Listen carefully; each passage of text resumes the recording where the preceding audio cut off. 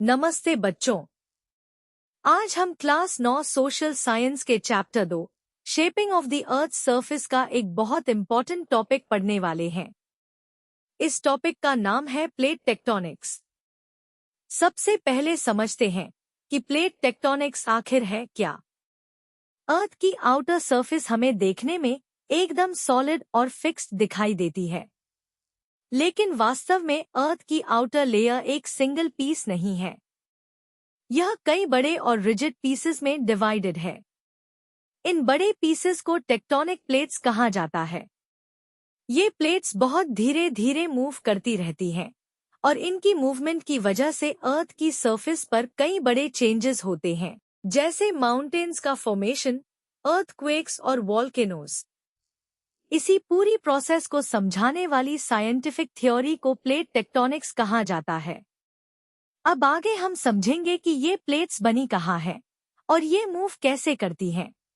अब सबसे पहले हमें अर्थ के अंदर की बेसिक स्ट्रक्चर को समझना होगा। अर्थ के 3 मेन लेयर्स माने जाते हैं। सबसे बाहर है क्रस्ट। क्रस्ट अर्थ की आउटरमोस्ट और कंपैरेटिवली सबसे थिन लेयर है। इसके नीचे है मैंटल। मैंटल बहुत गर्म और काफी मोटी लेयर है। और सबसे अंदर है कोर। कोर अर्थ का इनरमोस्ट पार्ट है और यहाँ टेम्परेचर बहुत ज्यादा होता है, तो इसे आसानी से याद रखिए। क्रस्ट, फिर मैंटल और सबसे अंदर कोर। अर्थ की ये लेयर्स हमें यह समझने में हेल्प करती हैं कि अंदर मौजूद हीट और मूवमेंट किस तरह अर्थ की सरफेस को प्रभावित करते हैं। लेकिन प्लेट टेक्टोनिक्स को समझने के लिए हमें 2 और टर्म्स जाननी होंगी, लिथोस्फेयर और एस्थेनोस्फेयर। लिथोस्फेयर अर्थ का रिजिड यानी हार्ड आउटर पार्ट है। इसमें क्रस्ट और अपर-मोस्ट मैंटल का हिस्सा शामिल होता है। यही लिथोस्फेयर अलग अलग बड़े पीसेस में डिवाइडेड है और इन्हीं पीसेस को हम टेक्टोनिक प्लेट्स कहते हैं। अब लिथोस्फेयर के नीचे होती है एस्थेनोस्फेयर।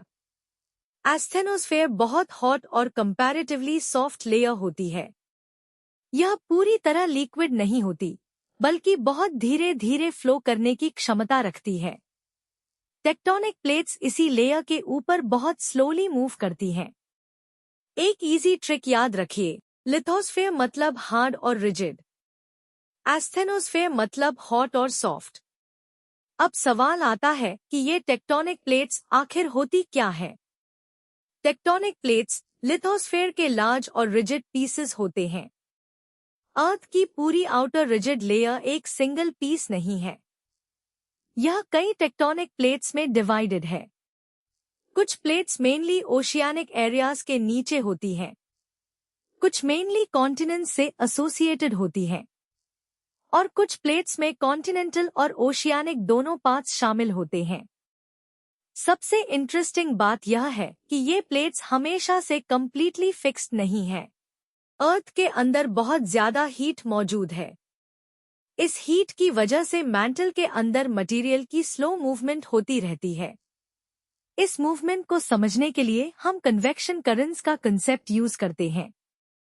जब हॉट मटेरियल ऊपर की तरफ राइज करता है और कंपैरेटिवली कूलर मटेरियल नीचे की तरफ सिंक करता है, तो एक कंटिन्यूअस मूवमेंट डेवलप होती है। इसे हम कन्वेक्शन करंट्स कहते हैं। ये मूवमेंट्स टेक्टोनिक प्लेट्स की मूवमेंट को ड्राइव करने में हेल्प करती हैं। इसे बहुत सिंपल तरीके से समझिए। हीट इनसाइड अर्थ, फिर मैंटल के अंदर मूवमेंट, फिर टेक्टोनिक प्लेट्स की मूवमेंट और फाइनली अर्थ की सरफेस में चेंजेस। याद रखिए कि प्लेट मूवमेंट बहुत स्लो होती है, लेकिन इसका इफेक्ट बहुत बड़ा हो सकता है। अब हम देखते हैं कि प्लेट्स किस किस तरह मूव करती हैं। टेक्टोनिक प्लेट्स मेनली 3 तरीकों से मूव कर सकती हैं। पहला है कन्वर्जेंट मूवमेंट। कन्वर्जेंट मूवमेंट में 2 प्लेट्स एक दूसरे की तरफ मूव करती हैं, यानी प्लेट्स कम टुगेदर। जब प्लेट्स कोलाइड करती हैं, तो कई तरह के जियोलॉजिकल फीचर्स बन सकते हैं। माउंटेन्स, वॉल्केनोस, अर्थक्वेक्स और डीप ओशन ट्रेंचेस इसके एग्जाम्पल्स हो सकते हैं। दूसरा है डाइवर्जेंट मूवमेंट। इसमें दो प्लेट्स एक दूसरे से दूर मूव करती हैं, यानी प्लेट्स मूव अपार्ट। ऐसी जगहों पर नीचे से मैग्मा ऊपर आ सकता है और कूल होकर न्यू क्रस्ट बनाने में हेल्प कर सकता है। तीसरा है ट्रांसफॉर्म मूवमेंट। इसमें दो प्लेट्स एक दूसरे के पास से साइडवेज स्लाइड करती हैं। यहाँ प्लेट्स ना तो एक दूसरे की तरफ आती हैं और ना ही सीधे एक दूसरे से दूर जाती हैं। ऐसी मूवमेंट अर्थक्वेक्स का कारण बन सकती है। तो तीनों को एक बार फिर याद कर लेते हैं।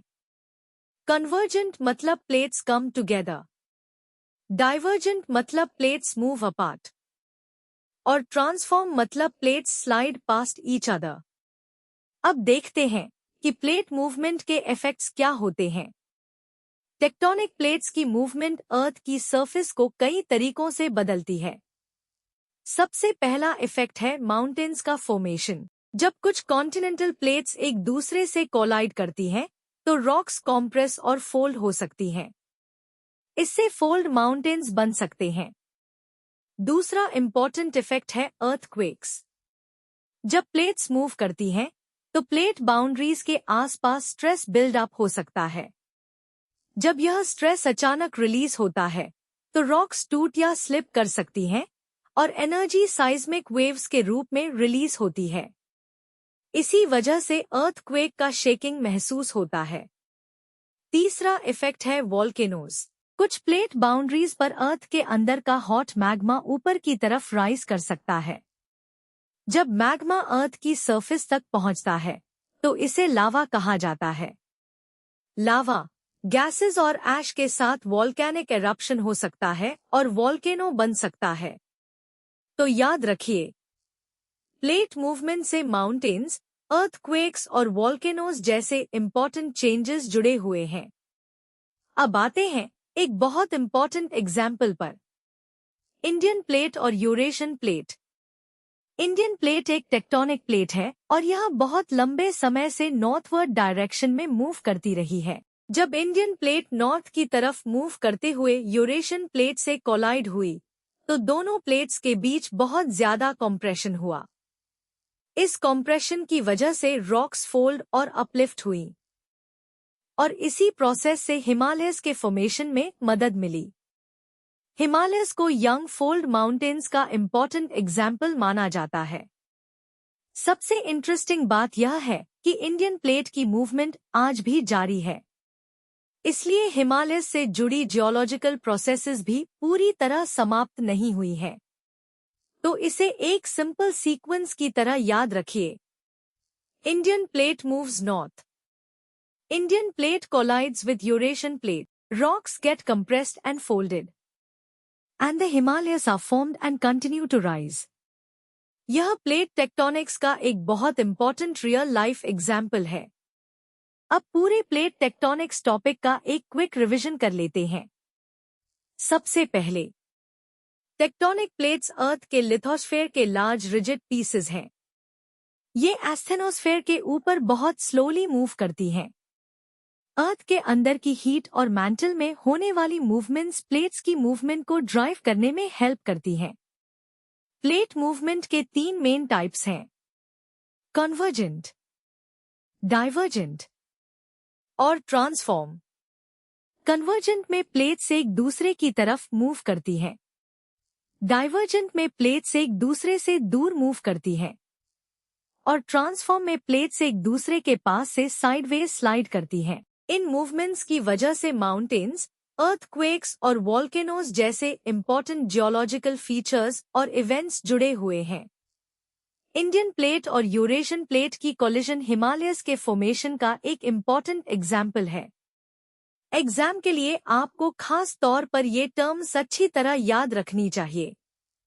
Lithosphere, asthenosphere, tectonic plate, convergent boundary, divergent boundary और ट्रांसफॉर्म बाउंड्री।